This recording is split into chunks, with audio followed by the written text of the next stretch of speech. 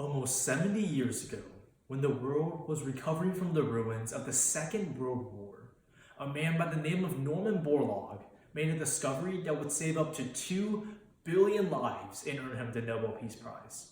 Borlaug hybridized high production, high yield corn and wheat that flourished in dry areas, starting what's known today as the Green Revolution. But maybe Borlaug wasn't the one who saved the 2 billion lives.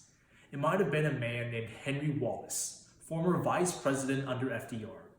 Before, Wallace was the Secretary of Agriculture, and as vice president, he used his powers to create a station in Mexico to study agriculture in third world countries.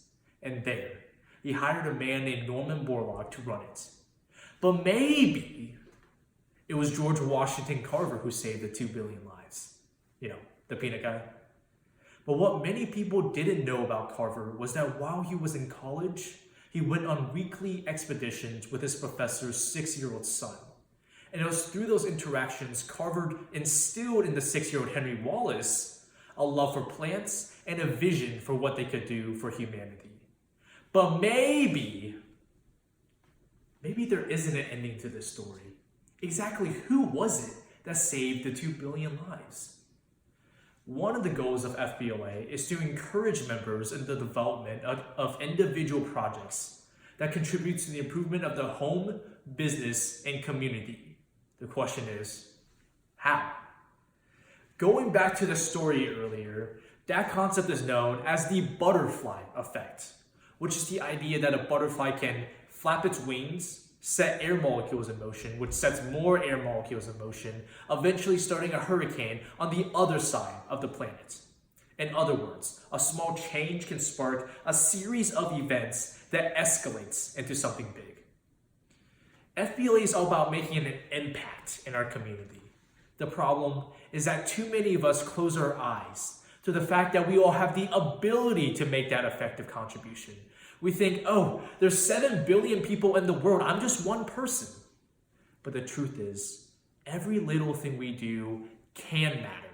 See, the butterfly effect gives that hope and that opportunity for that escalation of events. When we talk to people, we have no idea if they're going to go on to solve world peace or find a cure for cancer or save 2 billion lives. But when we encourage our members to develop their individual projects, we light the spark on all of that. Now, though one might think that improving the home, business, and community requires us to dream big, the butterfly effect says we don't have to dream big or small. I mean, dreaming is great, but action is even better. You can dream all you want, but without action, nothing will ever get accomplished.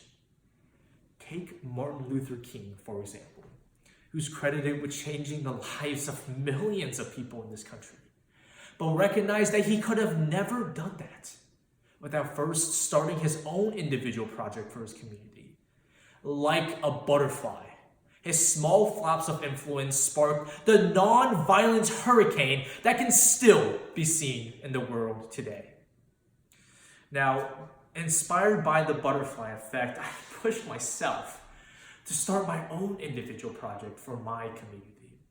See, 3 years ago, I helped start the Lambert FBLA canned food drive. The goal was simple initially. Provide cans and food for our free and reduced lunch students at our school over the break. In the first year, we got around 3,000 cans, and though that number seemed small at that time, the canned food drive has taken tremendous strides since then. In the second year, we got over 16,000 cans, and this past year, we expanded the project for communities all across the county. We raised over 49,000 cans, and the cool part is that number will only continue to increase. See, what the butterfly effect showed me is that even though we started small, we're able to reach more and more people every single year. But even though it's grown, who knows where it might go? It could go on to solve hunger in the US. It could go on to solve hunger on a worldwide scale. Who knows when we're going to see that hurricane? And that's exactly the point.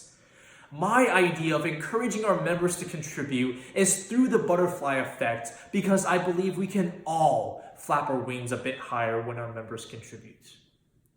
So, in conclusion, I implore you, we can help our homes, businesses, and communities by encouraging our members to contribute.